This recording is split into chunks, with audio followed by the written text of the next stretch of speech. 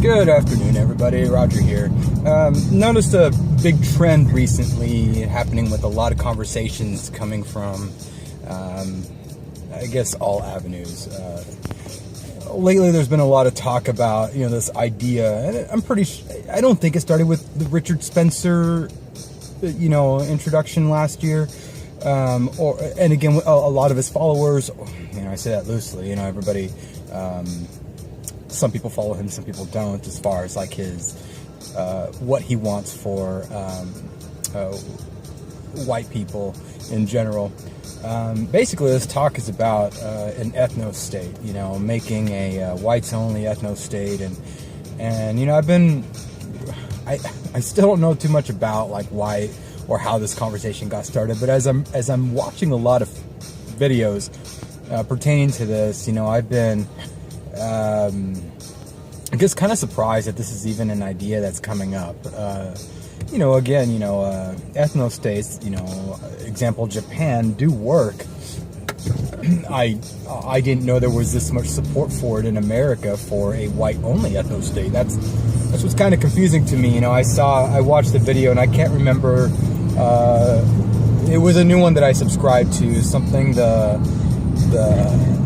A statistics or something like that. I'll post a link of it below, just so you guys know what I'm talking about. And I'm just watching this video, and it's basically highlighting some points in regards to, how and he used this word in the video, brown people are by default racist, over and over and over again. And I'm just like, okay, well, I have the advantage in that what most white people are is naturally racist, and it has to be conditioned out of them every generation. We are working with the grain of European genetics, not against it. You're trying to work against it, Sargon. You're trying to work against the genetics of everyone. By trying to get brown people to stop being racist, you're trying to work against the grain of their genetics. But brown people will be racist against white people by default, and it will require intense conditioning to stop that. Just look at all human behavior in all time. It's always been this way. Yes, there's going to be an oppression doctrine, sure, but all groups have their doctrines and rationalizations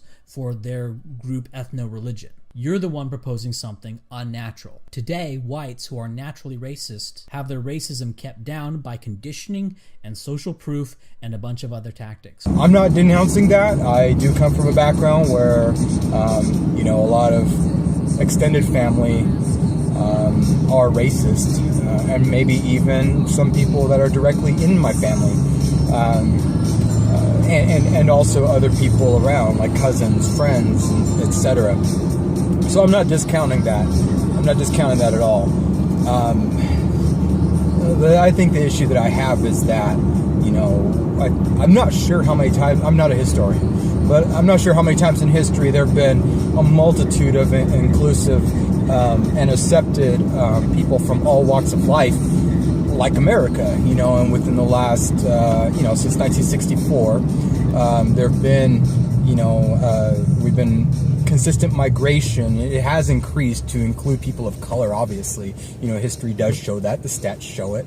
And, for the most part, it seems to be working.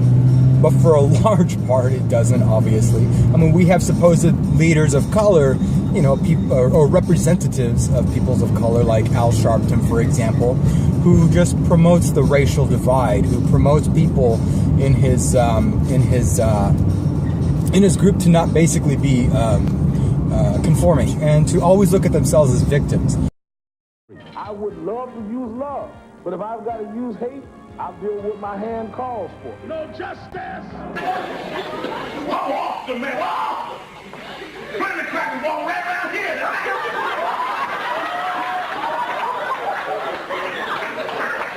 I'm tired of the magazine. You ain't nothing. You a punk faggot. Now come on, do something.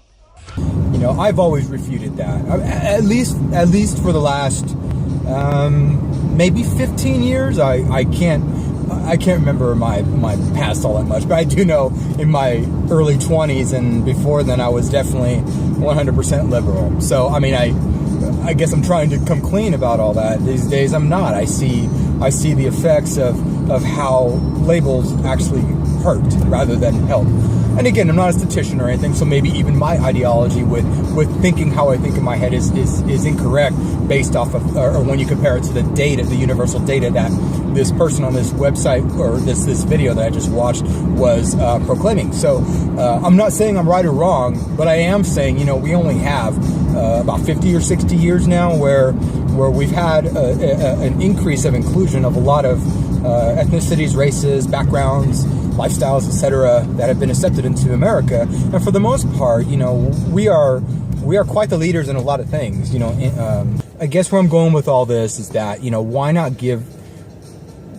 don't we look at the reality and just expose the people who are representing these groups that cause certain races to feel like they're that they have to be seen as victims and they have to grow up feeling like victims.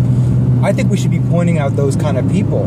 You know, as a gay man, I'm not big on what's happening in California in San Francisco with allowing, I forget what the guy's name is, but he's advocating, or I think it's already passed, where now you can be HIV positive and not tell the person that you're having sex with. So that's become like a misdemeanor now, I believe. I'm against that. You know, I'm a gay man, and I do feel what is done unto you, do unto others as you want done to you. And maybe these people do want to spread hate, so that's maybe that's how they're looking at it. I don't know, but I mean, it's I didn't like that as a Hispanic male, as a Mexican. You know, Hispanic is just a, you know, government issued term I have to use frequently just to narrow us down. But of Mexican descent, you know, I can also see the argument that, yeah, you know, we are more racially biased as a whole, but not all of us. I mean, as you can see, Mexicans in general, the Mexican population is growing and it's still small, but we are, like myself, growing aware of we understand that we want to work for ourselves. I think we've always had that in us. And now those of us who actually take the time to look at how these laws apply to us are going to be open and vocal about changing them and trying to persuade our friends and family of the same nationality, the same race, to not be so dependent, to not be so racist, to not be so judgmental. So those kind of things are I do see them happening. I don't see, they're probably not in data that this guy was looking at, but I mean, you know, I feel like I had to vocalize my sentiment on it, my ideas, because I think we're being mislabeled. I think throughout history, yes, people of color have been the ones that were most racist. That is true, especially when you look at it as an aggregate time. You know, whites only had slavery for I don't remember. I don't know. I'm talking out of my ass right now. But it was short-lived as far as in America is concerned, and we abolished it. You know, slavery was abolished, and you know, that says a lot about what they saw as right and wrong, and what they were willing to do to correct the scenario. I mean, it's commendable, and yet we look at them as assholes. In general, minorities look at white people as assholes. I don't understand it. I think people are being taught I think people are being led to perceive and believe what other people just tell them is true without even their due diligence research.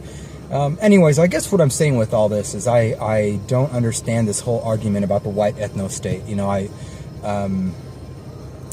even Richard Spencer in his last debate with Sargon and Styx and JP or JS, or I forget his name. Anyways, he was just the moderator, but I didn't see that he provided valid reasoning to have an ethno-state, except just to have separation of the races. That seemed to be the grounding thing, and it seems like the race thing, instead of other important factors, are the key thing for him. I could be wrong. But that's what I got, especially with a couple of videos that I've seen from him. Anyways, I just want to put my 2 cents out there. What do you guys think? Do you think that, ethno-states, are successful? I think history has proved that some are. I mean, we're looking at, like, again, Japan, China, places like this who lead in industries and innovation, ingenuity. But I don't think but do you also feel, like I do, that there's a lot of people not looking at current data in regards to how America is, in regards to, and other first world countries that have multi-race and how we are just basically moving ahead in the world. We've progressed faster, and I've heard this horrible. I have to bring this up. I heard this word in one of these videos, and I'll post this video in my comments as well. But they kept using the N word with tech at the end, so N-word tech. If blacks had stayed in Africa the whole time, would it be the year 2100 by now? Right? Like, if we never had to deal with these people, how much more advanced would we be? Well, I mean, it was brought up in this chat, the difference between the optimistic view of the future that was taken in the 50s and 60s. Like, if you look at, the way I thought of this is, if you look at 50s and 60s sci-fi, if you look at what was expected of the future, what was expected of right now, nobody was expecting nigger tech. Right. They're expecting fucking starships and replicators. And there was some predictions of nigger tech if you look at some of them, but the prediction of nigger tech got... Communicator. The prediction of nigger tech got more prevalent as you got closer in time to now. Like, there would be... I remember in Total Recall, for example, I think it was Total Recall, they were riding the subway, and everyone had... like a digital newspaper that updated as soon as there was a new story, which is effectively what your phone is, right? You Google that and find out what that means. And I don't like the verbiage of it, but I do understand. I don't associate that kind of word with a race, because everybody's involved with the current tech these days. All ethnicities, nationalities, and whatnot. But that word just kind of tripped me out. God, it's in the tip of my tongue who the person was, or what chat it was, but I'll post the video below and you guys can take a look. Anyways, I can agree with the fact that we have made a lot of technology that is pointless, that is unnecessary, that is futile, that's not really progressive, it's more or less luxury. And doesn't do anything to move us ahead. I can agree with that, but there's always technology that's trying to move us ahead as well, being created, and everybody involved with those is not always white. So I don't understand the terminology for this. I think it has racial undertones in it that are ill-placed. So, anyways, those are my thoughts on this whole ethno-state crap. What do you guys think? Any conversations below that you guys want to go ahead and put down, start, whatever? I appreciate it. I do my best to respond as much as possible. I do have a pretty busy lifestyle, but I've just responded to a couple of videos this last weekend, and it was pretty fun. So anyways, hope you guys all have a great day, and we'll talk to you later. Bye.